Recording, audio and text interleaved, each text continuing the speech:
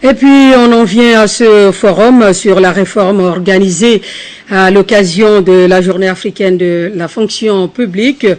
Des assises qui répondaient à la volonté du chef de l'État Ali Bongo Ondimba de mettre en place une administration publique apte à répondre aux aspirations du plus grand nombre. Le reportage de Jean-Raoul Badinga, Serge Nziengi Mabila.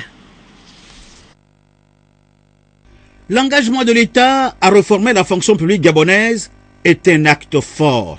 Il intervient au moment où le chef de l'État Ali Bongo Ondimba possède en main le rapport d'audit de ce département ministériel, le chômage en République gabonaise.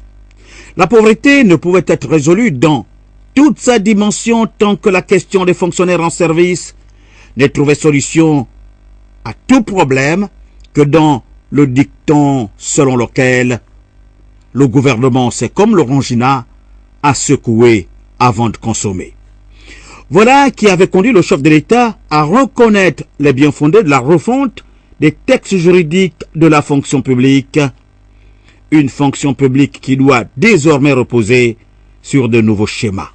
Monsieur le Premier ministre, au moment où nous célébrons la journée africaine de l'administration et du service public, il nous faut prêter une écoute toute particulière aux attentes récurrentes exprimées par nos concitoyens qui ne cessent de nous interpeller sur la nécessaire réforme administrative.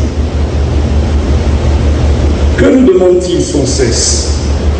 Que nos administrations publiques sortent de leur autisme pour développer une offre de services de qualité au profit de nos entreprises qui ne demandent que peu de choses, somme toute.